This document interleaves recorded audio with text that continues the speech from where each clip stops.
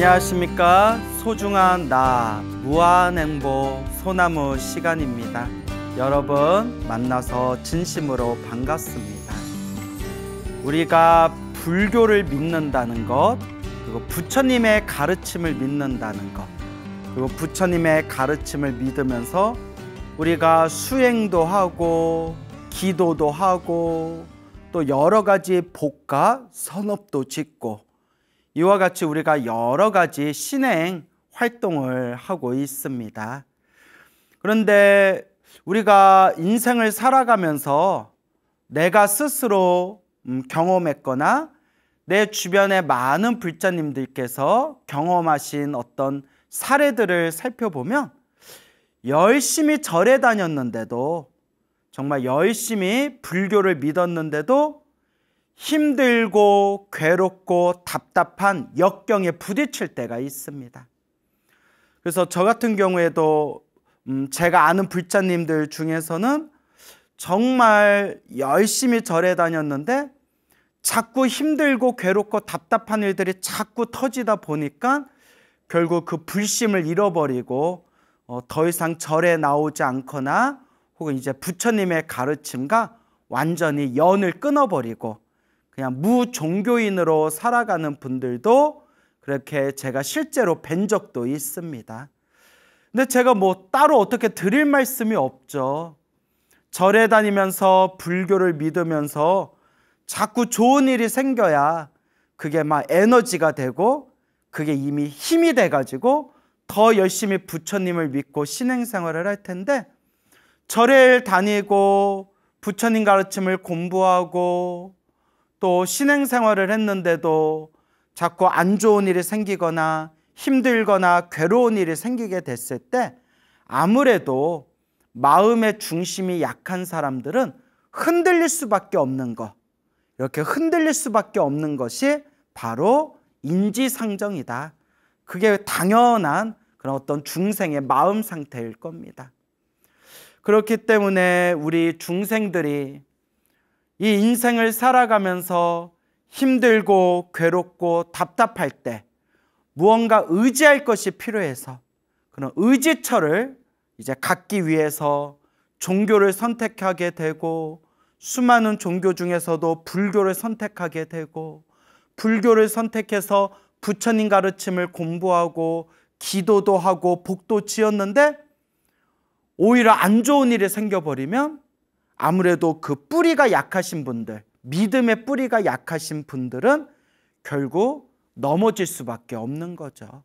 그게 어찌 보면 중생의 당연한 마음의 상태일 수도 있습니다. 근데 참 신기해요. 참 묘해요. 어떤 분들은 너무나 힘들고 괴로울 때 부처님 법을 만나가지고 열심히 기도하고 열심히 복을 짓고 신행생활을 잘해서 정말 기적 같은 신비한 부처님 가피를 생생하게 체험하신 불자님들이 있는가 하며, 어떤 분은 절에 정말 열심히 다녔는데도 자꾸 집에 우환이 생기고 안 좋은 일이 생기고 또 괴로운 일이 생길 때도 있습니다. 그러면 우리는 이런 의심이 생길 수가 있겠죠. 왜 내가 부처님을 이렇게 열심히 믿었는데 안 좋은 일이 생기는 걸까? 내가 불교를 믿었는데 왜 이렇게 괴로운 일이 생기는 걸까? 내가 나름대로 기도를 열심히 했는데도 왜 이렇게 일이 잘 풀리지 않을까? 왜 불교를 믿었는데 왜 이렇게 답답하고 힘들고 괴로운 안 좋은 일들이 생기는 것일까? 내가 뭘 잘못 닦은 걸까? 내가 뭘 잘못한 걸까? 부처님이 영험이 없는 걸까? 광우 스님이 다 뻥친 걸까? 뭐 등등 여러 가지 생각이 날 수가 있겠죠. 그리고 이제 옛날부터 우리 부처님 경전에서도 또 수많은 선지식들께서도 이 부분에 대해서 냉정하게 그렇게 우리 불자들에게 이 인과법에 대해서, 내가 지은 그 인연의 법에 대해서 왜 기도를 하거나 연부를 하거나 신행생활을 하거나 수행을 했는데도, 불교를 믿고 부처님 가르침을 닦았는데도 왜 괴로운 일이 생길까라는 부분에 대해서 오래전부터 수많은 선지식들께서 누누이 이 모든 인연법의 흐름에 대해서 지적하시고 우리들에게 법을 설하셨습니다. 그래서 저도 주변에 그런 불자들을 많이 만나게 되잖아요. 스님, 제가 열심히 기도했는데도 일이 잘 안 풀려요. 정말 절에 열심히 다녔는데도 힘들고 괴로운 일을 자꾸 만나게 돼요. 라고 했을 때, 크게 받을 걸 작게 받고 있는 과정이다. 과거 전생에서부터 크게 받았던 업보를 지금 작게 업장이 소멸하고 있는 과정이다. 라고 이렇게 말씀을 드리고 위안을 드리지만, 이 중생 마음이 아무리 좋은 얘기를 귀로 들어도 정말 힘들고 괴로울 때는 마음이 흔들릴 수밖에 없는 거예요.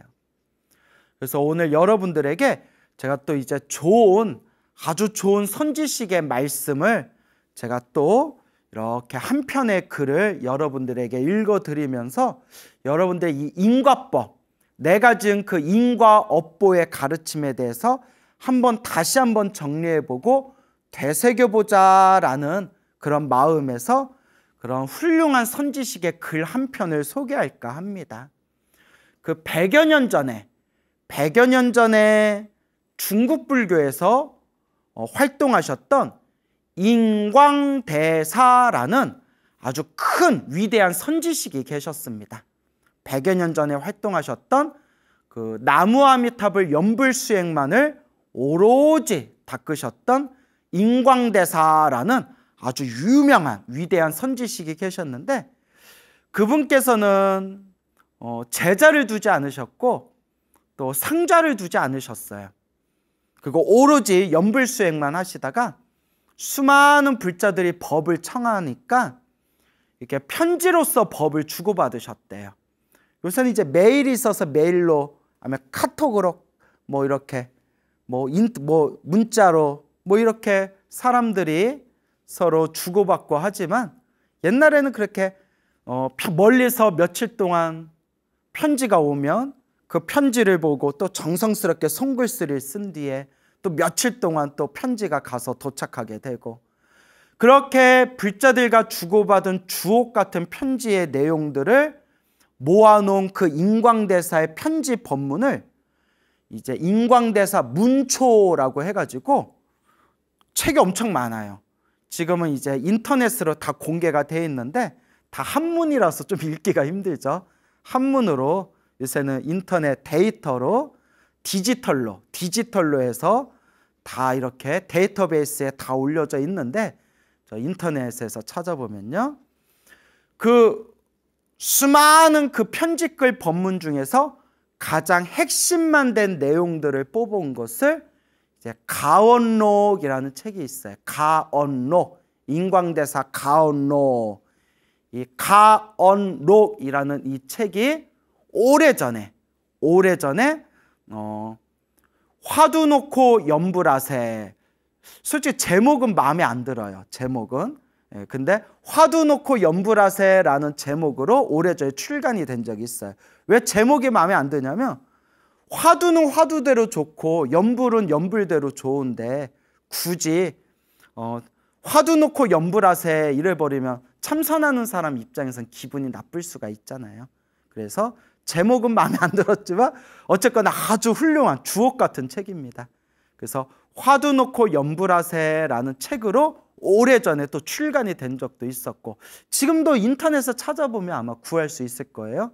그리고 이제 인광대사 가언록이라는 그 책에 인광대사가 인과 법문, 이 인과업보에 대한 법문에 대해서 말씀하신 그 글 한 편을 여러분들과 함께 읽으면서 소개해 드리고자 합니다.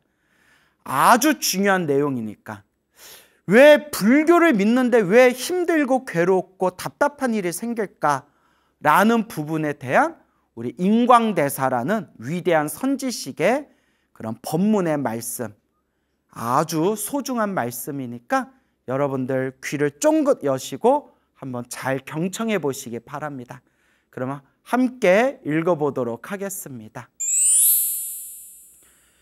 예, 인광대사의 그 가온록에서 그 인과 법문에 대한 부분을 제가 이렇게 발췌해가지고, 내용이 길어요. 내용이 너무 길어서 좀 이렇게 중요한 부분만 좀 간추려서 좀 잘라낼 거 잘라내고, 이제 시간 관계상 중요한 부분만 제가 발췌해서 읽어드리도록 하겠습니다. 읽으면서 제가 중간중간 좀 제가 부연 설명을 하겠습니다. 아주 중요한 내용이니까 한번 잘 들어보세요. 자, 불교를 믿는데 왜 괴로운 일이 생기는 것일까? 인광대사의 인과법문. 불경에, 부처님 경전에 보살은 원인을 두려워하고 중생은 결과를 두려워한다는 말이 있습니다.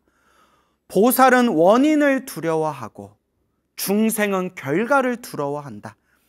여기서 말하는 보살은 절에 있는 여자 신도를 우리가 보살이라고 하잖아요. 보살님 이러잖아요.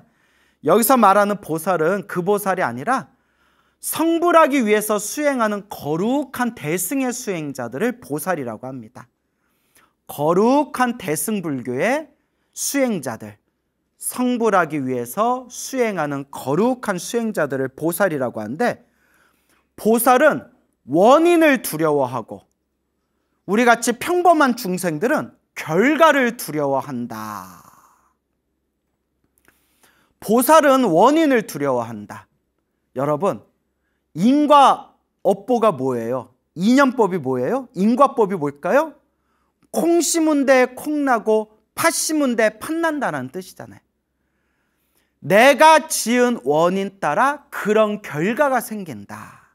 그래서 모든 결과의 뿌리는, 모든 결과의 원인은 내가 지은 씨앗, 내가 지은 지금의 몸과 말과 생각으로 지은, 지금 내가 지은 씨앗, 그 씨앗이 이제 결과와 열매가 된다는 거예요. 이 인과법에 대해서 100% 믿음이 가진 우리 거룩한 수행자, 보살들은 원인을 두려워한다. 왜? 내가 어떤 원인을 심었냐에 따라서 그런 결과가 생기기 때문에 모든 것의 뿌리인 그 원인, 근원적인 그 원인을 두려워한다. 하지만 우리 같은 평범한 중생들은 내가 지은 원인, 내가 심어놓은 씨앗은 싹 잊어버린 채 당장 눈앞에 닥친 결과만을 두려워한다. 이야, 이게 수행자와 중생의 차이죠. 보살과 같은 거룩한 수행자, 인과법, 인연법을 100% 믿고 있는 수행자들은 모든 것의 뿌리, 내가 짓고 있는 지금의 이 업, 내가 지금 심고 있는 이 씨앗을 두려워하고 무서워하고 겁내하지만, 중생들은 자기가 무엇을 뿌리고 있는지, 무엇을 심고 있는지는 모르고 그냥 눈앞에 닥쳐오는 결과만을 두려워하고 있구나. 그렇기 때문에 인과법을 믿고 인연법을 믿는 사람들은 내가 어떤 씨앗을 심냐에 따라서 어떤 열매가 열릴 것이라는 것을 100% 믿고 알기 때문에 지금 이 순간 내가 심고 있는 이 씨앗, 내가 지금 짓고 있는 이 원인을 두려워하고 경계한다 라는 뜻입니다. 불경에 보살은 원인을 두려워하고 중생은 결과를 두려워한다는 말이 있습니다. 보살은 나쁜 원인을 끊어버리기 때문에 죄악과 업장이 사라지고 공덕이 원만해져서 끝내 부처가 되는 것입니다. 그렇죠. 예. 나쁜 원인, 나쁜 업보, 나쁜 업의 인연을 끊어버렸기 때문에 내가 지었던 죄업이 소멸하고 업장과 업보가 소멸하고 내가 지은 선업과 공덕에 의해서 나의 복덕과 지혜가 원만해지고, 그리고 자연스럽게, 그리고 당연하게 성불하게 되는 것이다. 분명히 그런 이치가 있다. 그런데 중생은 늘 나쁜 원인만 지으면서 나쁜 과보를 피하려 하니, 그러니까 내가 지은 씨앗에 행복과 불행이란 결과를 만드는 건데, 지가 나쁜 죄업을 저질러놓고 나쁜 씨앗을 심어놓고 나쁜 결과, 나쁜 열매를 피하려 하고 있으니 이 얼마나 모순되고 얼마나 어리석은 일이냐.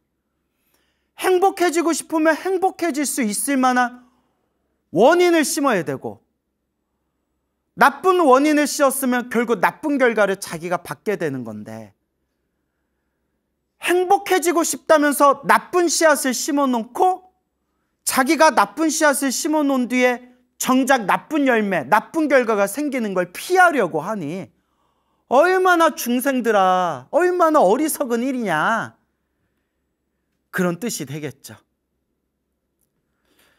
중생은 늘 나쁜 원인만 지으면서 나쁜 과보를 피하려고 하니, 이는 비유하자면 햇빛 아래 서서 그림자가 생기질 않길 바라는 것과 같아서 정신없이 헛수고만 하는 것과 같습니다.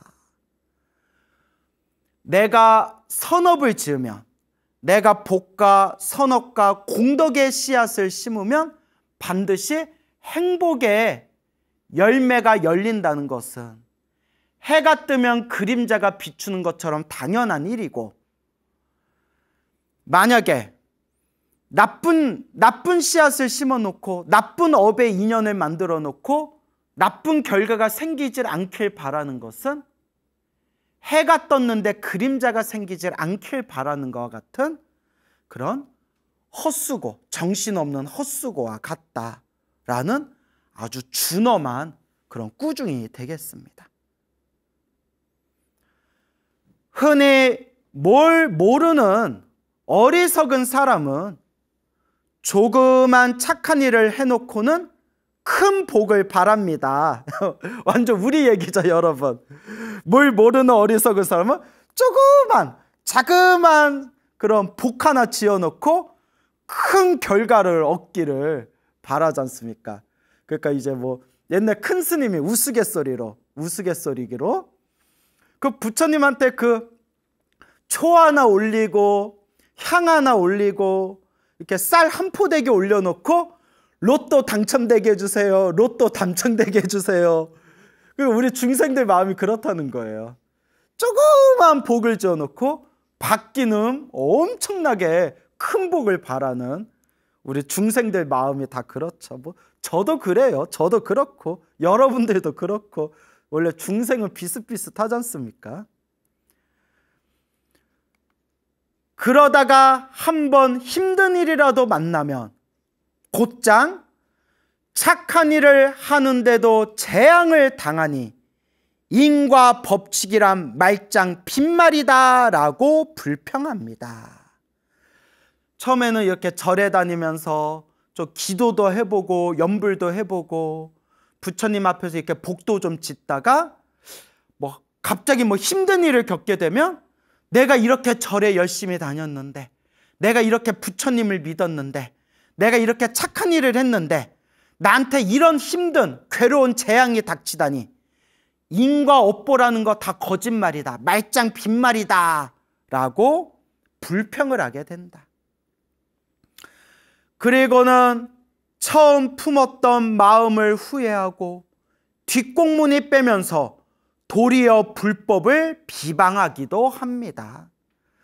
그 서운하고 그 섭섭한 마음이 악심이 돼가지고 오히려 부처님 법을 욕하거나 부처님 법을 비방하거나 이런 인과 어변의 가르침, 부처님이 말씀하신 인연법을 다 뭐 뻥이다, 허풍이다, 그거 다 거짓말이다, 이런 식으로 부처님의 법을 비방하는 그런 무서운 구업을 짓게 된다는 거죠. 이렇게 우리 주변 사람들 찾아보면 이런 분들이 분명히 있을 거예요. 그럼 이게 100년 전에 인광대사가 쓰신 편지글인데 이걸 보면 예나 지금이나 사람 중생들 마음은 좀 비슷하구나, 또 이런 것도 느껴질 때가 있죠. 100년 전에도 이런 사람이 있었고 지금도 우리 주변에 둘러보면 이런 사람도 있을 수 있고, 우리 중생들 마음이 자꾸 그렇게 흔들려요. 그 흔들리는 마음에 딱 움켜주고 내 업장을 소멸하고 내 공덕을 쌓는 마음으로 좋은 일이 생기든 말든 나쁜 일이 생기든 말든 그냥 꾸준히 닦아가는 그 불자의 마음, 이게 참 어렵고도 어려운 일이에요.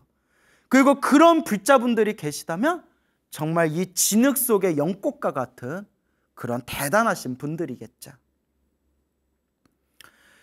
그들이 어찌 인과 응보가 3세에 걸쳐 나타나고, 3세, 과거, 현재, 미래, 전생, 현생, 미래생, 그래서 3세라고 불러요. 어찌 인과 응보가 3세에 걸쳐 나타나고 그것을 돌려 뒤바뀌는 것이 마음이라는 오묘한 이치를 알겠습니까? 저렇게 어리석은 사람들이 어떻게 이 인연법이 과거, 현재, 미래로 해서 이 인연법이 흐르고 이 마음을 어떻게 쓰냐에 따라서 저 인과 업보를 뒤바꿀 수 있다는 것을 어리석은 사람들이 어찌 이해하겠습니까? 이건 정말 불심이 깊은 불자들이나 정말 지혜가 있는 그런 불자들이 아니면 이해할 수 없는 그런 오묘한 이치다. 인과 응보가 어떻게 3세에 걸쳐 나타나는가? 자, 잘 들어두세요. 금생에 지은, 현재 금생에 지은 선악의 과보로, 선업과 악업의 과보로 금생의 화복을 받는 것이, 금생에 화를 당하거나 복을 받는 것이 현보이고, 금생에 지은 선악의 과보로, 선업과 악업의 과보로 내 생에, 다음 생에 화복을 받는 것이 생보입니다. 그리고 금생에 지은 선악의 과보를 현재 금생, 현재 지금 받은 선업과 악업의 과보를 미래의 제3생이나, 그러니까 태어나고 3생이나 4생이나 또 100,000,000생 뒤에야 언젠가는 비로소 받는 경우는 후보라고 합니다. 자, 그래서 정리해 드릴게요. 이번 생에 지은 걸 이번 생에 받으면 현보라고 부르고요.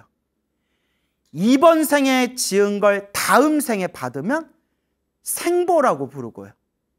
그 다음에 이번 생에 지은 걸 다음 생이 아니더라도 다다다음 생, 다다다다다다음 생, 다다다다다다다다음 생, 100,000, 1000생, 만생 언젠가는 반드시 받게 되는 것을 후보라고 부른다는 거예요. 그러니까 문제는 내가 지은 업은 좋은 업이든 나쁜 업이든 반드시 받지만 언제 받는지는 헤아릴 수가 없다. 참으로 이건 아주 어려운 이치라는 거예요.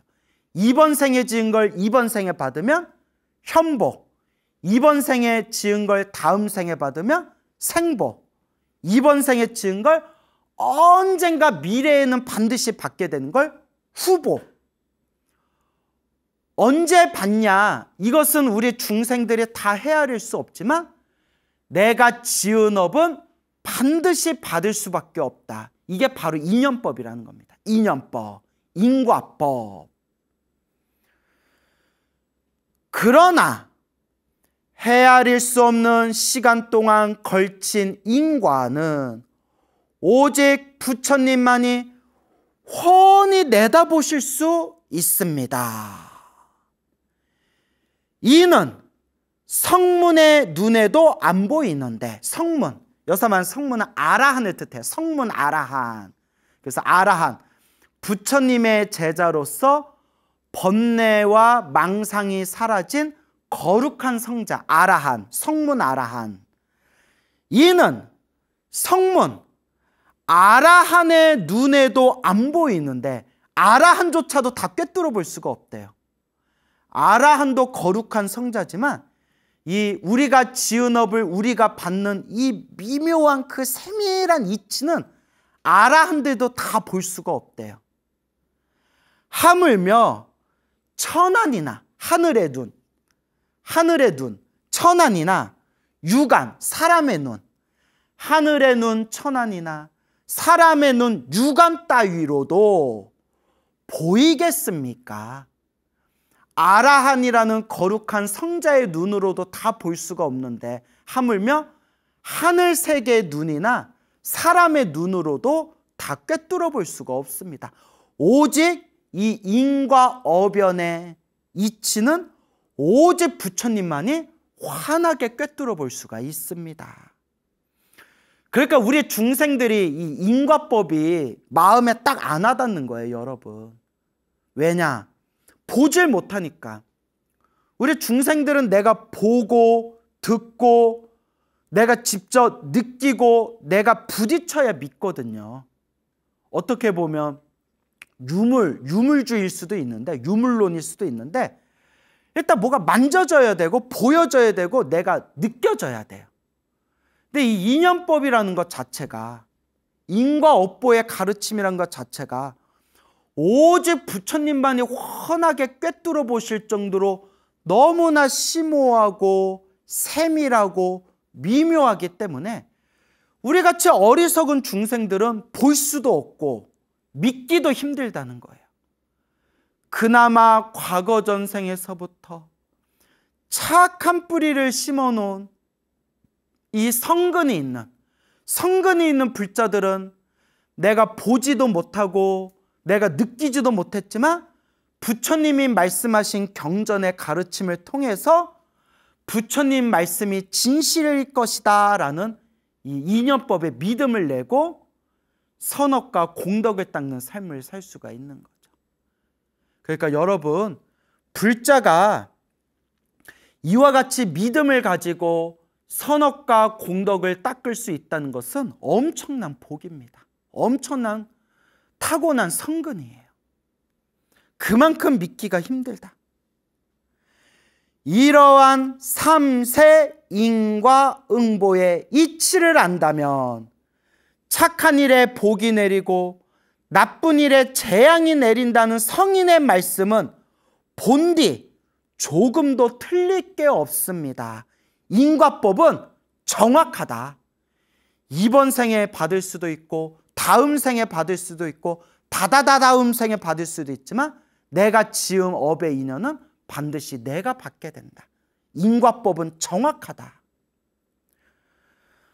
그러면 인과응보를 마음으로 돌려 뒤바꾼다는 것은 무슨 뜻일까요? 자, 이게 제가 평소에 늘 자주 말씀드린 크게 받을 걸 작게 받는다. 내가 받아야 할 큰 업보가 있는데 내 마음을 한번 그런 깨끗하고 맑고 좋은 마음으로 돌려서 내가 염불하고 수행하고 공덕을 쌓음으로써 크게 받을 업을 작게 받을 수가 있다. 이게 내가 받아야 할 업보를 돌려서 뒤바꾸어 받게 된다라는 표현이 되는 겁니다. 예컨대 어떤 사람이 죄악을 지어 영원히 지옥에 떨어져 고통을 받아야 할 운명인데 나중에 크게 부끄러운 마음이 들어 죄를 참회하고 큰 보리심을 내어, 보리심, 깨달음을 얻겠다는 거룩한 마음, 부처님의 가르침을 그 진리를 향한 그런 진리를 믿는 그런 깨달음의 마음을 보리심이라고 합니다. 아주 지옥에 떨어질 정도로 무거운 죄업을 지었지만 나중에라도 크게 부끄러운 마음을 들어 내가 지은 죄업을 진심으로 참회하고 큰 보리심을 내어 깨달음의 마음을 내어 개과천선하며 독경과 연불 수행에 열심히 정진하면서 남들을 교화시켜 함께 극락왕생을 기원한다고 합시다.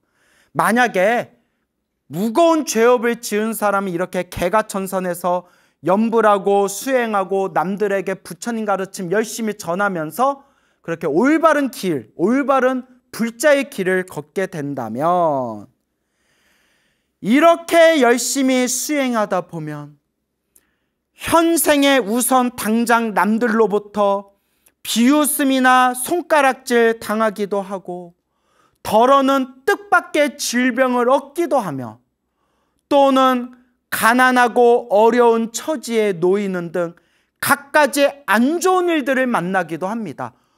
정말 내가 부처님 가르침 열심히 공부하고 연불하고 사람들한테 부처님 법도 널리 전했는데 막 병에 걸리거나 막 재산을 잃어버리거나 막 어려운 처지에 처한다거나 사람들의 무시당한다거나 온갖 갖가지 안 좋은 일들을 만날 수가 있다. 자, 그런데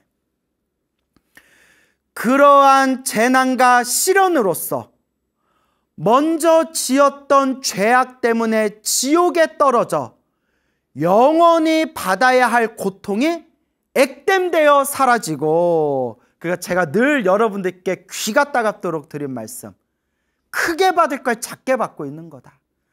지금 열심히 기도하고 수행했는데도 나쁜 일이 생겼다면 절대 흔들리지 말아라. 크게 받을 걸 작게 액땜한 것이다.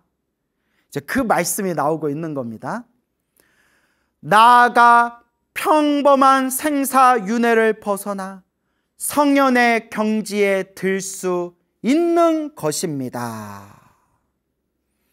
금강경에 이르기를, 만약 어떤 사람이 이 경전을 받아 지니고 독송하여 다른 사람들로부터 경시와 천대를 받는다면 이 사람은 전생의 죄악으로 마땅히 사막도에 떨어져야 할 업보가 금생에 남들의 경시와 천대로 말미암아 곧 사라지고 나아가 안욕따라 삼야삼보리를 얻게 될 것이다 라고 설하고 있습니다. 금강경 능정업장분에 나오는 유명한 말씀이죠. 예, 사막도에 떨어져야 할 큰 업보를 지은 사람이 금강경을 수지독송하고 불법을 닦은 인연으로 이번 생에 사람들한테 손가락질 받고 무시받은 그런 업으로서 오히려 그 나쁜 죄업들, 크게 지은 나쁜 죄업이 그렇게 사라지게 되고 결국에는 깨달음의 길로 나아가게 될 것이다. 즉 크게 받을 업보를 작게 받고 있는 것이다 라는 말씀이 되겠죠. 능정업장분, 이것이 바로 인과 응보를 마음으로 돌려 뒤바꾼다는 뜻입니다 라는 내용이 되겠습니다. 그리고 부모와 자식 사이에는 4가지 인연이 있습니다. 첫째는 은혜를 갚는 인연이고, 둘째는 원한을 갚는 인연이며, 셋째는 빚을 갚는 인연이고, 넷째는 빚을 되찾는 인연입니다. 그래서 저는 우리 불자님들한테 그냥 이걸 딱 줄여서 부부와 자식 간에 만나는, 혹은 모든 인연에 만나는 그 인연법은 은혜로 만났거나 왼수로 만난 거다. 빚 받으러 왔거나 빚을 갚으러 온 것이다 라는 말씀을 제가 자주 드렸습니다. 한번 쭉 읽어볼게요. 한번 들어보세요. 은혜를 갚는 인연이란 부모와 자식에게 전생에 큰 은혜가 있어 그 은혜를 갚기 위해 금생에 자식으로 태어나 생전에 부모가 기뻐하도록 극진히 봉양하고 사후에는 장례와 제사를 정성껏 모시는 것입니다. 우리가 흔히 말하는 효자로 태어난 게 은혜를 갚는 인연이다. 원한을 갚는 인연이란 이제 불효자를 뜻하는 거겠죠. 원한을 갚는 인연이란 부모가 자식에게 전생에 원한을 사서 그걸 갚기 위해 자식으로 태어나는 것입니다. 아이고 무섭다. 작게는 부모 마음을 거스리고 크게는 화가 부모에게 미치게 합니다. 그러니까 왼수를 갚으려고 자식으로 태어난 경우라는 거예요. 이런 얘기 들으면 무섭죠. 무섭습니다. 그러니까 우리가 자꾸 좋은 인연을 짚도록 노력해야 돼요, 여러분. 계속해서 읽어보겠습니다. 빚을 갚는 인연이란 자식이 전생에 부모에게 진 재산상의 빚을 갚으려고 태어난 경우입니다. 진 빚이 많으면 평생토록 뼈 빠지게 일해 받들어 모시지만 빚이 적으면 잘 봉양하다가 덜어 중간에 그만두기도 합니다. 그러니까 얼만큼 빚을 졌냐에 따라서 이제 엄청나게 뼈 빠지게 갚기도 하고 갚을 만큼 갚았으면 중간에 그만두기도 하고. 재밌죠? 빚을 되찾는 인연이라 부모가 자식에게 전생의 재산상의 빚을 진 까닭에 그 빚을 받으려고 태어난 경우입니다. 그런데 세상 사람들은 조금만 어려운 재난이 당하면 고 하늘을 원망하거나 사람을 탓하기 일쑤입니다. 우리 중생들이 그렇잖아요. 어렵거나 힘들거나 괴로운 일을 당하면 남 탓하기 일쑤잖아요. 사실 우리 불교적인 입장에서 보면 이런 일을 만난 것도 다 내가 지은 업의 인연이었구나. 전생에 진 빚을 갚는다는 생각으로 죄업을 참회하는 마음을 내는 이는 참으로 드물기 짝이 없습니다. 콩 심은 데 콩 나고 팥 심은 데 팥 나는 줄을 알아야 합니다.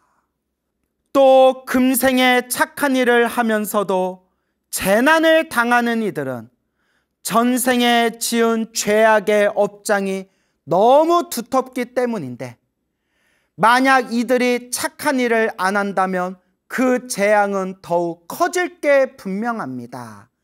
이번 생에 착하게 살았는데도 힘들고 괴롭고 답답한 일을 겪는 것은 과거 전생에 지었던 숙제, 과거 전생에 지었던 빚이 많기 때문이다. 자, 그리고 금생에 죄악을 지으면서도 복을 누리는 자들은 전생에 심어놓은 착한 씨가 많기 때문인데 만약 죄악을 짓지 않는다면 그 복이 더욱 커질 것입니다. 이번 생에 온갖 나쁜 짓을 저지르면서도 잘 먹고 잘 사는 것도 과거 전생에 지었던 자신의 복이 있기 때문에 그 복을 까먹고 살고 있을 뿐이다. 인과 업보가 없는 게 아니라 이번 생 못되게 살고 있으면서도 잘 먹고 잘 사는 것도 그것도 인과 업보라는 거예요. 왜? 전생에 지어놓은 복을 이번 생에 까먹고 있는 거예요. 이번 생에 다 까먹으면 다음 생에 어떻게 될까요? 또 끔찍한 그런 인과법의 결과를 맞이하게 되겠죠. 그래서 내가 행복하고 편안하게 살든 힘들고 괴롭게 살든 이 모든 게 다 내가 지은 복의 인연이다라는 걸 꿰뚫어 보면서 더 열심히 복을 짓도록, 복 까먹지 말고 더 열심히 복을 짓도록 노력해야 한다라는 그런 말씀이 되겠습니다. 단지 눈앞의 길 흉만 쳐다보고서 선을 행해도 재난을 당하니 선은 행할 게 못되고 악을 지어도 복을 받으니 악을 금할 필요가 없다고 여긴다면 이는 정말로 어리석고 위험스러운 생각입니다. 그냥 눈앞에 펼쳐진 결과만 보고 저렇게 나쁜 짓을 했는데도 잘 먹고 잘 사는 놈이 있고, 저렇게 착하게 살았는데도 힘들고 괴롭게 사는 사람들이 있고, 에라이 인과 업보 같은 거 없다, 나도 그냥 내가 하고 싶은 대로 거리낌 없이 나쁜 짓 하고 사람들한테 사기치고 못된 짓 하면서 잘 먹고 잘 살 거야 라는 어리석은 생각을 일으키는 것만큼 위험스러운 생각이 없다라고 아주 준엄하게 경고하시는 말씀이 되겠습니다. 선악의 과보는 하루아침 저녁에 나타나는 게 아니라 그 유래와 과정이 점차 진행한다는 사실을 염두에 두어야 합니다. 두터운 얼음이 어찌 하루 저녁 추위에 얼어붙겠습니까? 또한 그 얼음이 어찌 햇볕에 금방 녹아버리겠습니까? 절대로 하늘을 원망하거나 남들을 탓해서는 안 됩니다. 천하의 모든 일은 다 인연이 있기 마련입니다. 일이 이루어지고 어그러지는 것은 모두 그 인연이 조종하고 결정합니다. 모든 것이 다 인연법입니다 라는 뜻입니다. 이러한 이치를 안다면 자신의 운명을 알고 하늘의 뜻을 즐겨 따르면서 하늘을 원망하거나 사람을 탓하는 일 없이 자신의 현재 처지에 편안히 만족하는 마음으로 살아갈 수 있을 것입니다. 그러면 어디에 가든지 자유자재롭지 않음이 없게 될 것입니다 라는 인광대사의 법문이 되겠습니다. 자, 인광대사의 법문 어떻게 잘 경청해 보셨습니까? 인광대사 시절에도 이런 일들이 있었나 봅니다. 내가 이렇게 절에 열심히 다니고 복을 지었는데 왜 나한테 이런 일이 생길까 하면서 이제 불심을 잃어버리는 그런 사람들이 예나 지금이나 많았나 봅니다. 하지만 진정한 불자라면 마음의 중심을 세워야 됩니다. 좋은 인연도 나쁜 인연도 내가 지은 업의 인연이고, 좋은 인연이든 나쁜 인연이든 내가 열심히 기도하고 수행하면서 나에게 힘들고 괴롭고 답답한 일이 닥칠 때, 아, 내가 지은 큰 업보를 작게 받고 있는 업장소멸의 과정이구나 라는 마음의 중심을 잘 세워두면서 여러분들 꿋꿋하게 불심의 길을 잘 걸어나가시기 바랍니다. 여러분, 행복해지고 싶습니까? 행복한 삶을 창조하고 싶습니까? 복을 지으십시오. 선업을 지으십시오. 공덕을 쌓으십시오. 복과 선업과 공덕의 힘이 여러분들을 진정한 행복의 길로 이끌어 줄 것입니다. 여러분, 성불하십시오.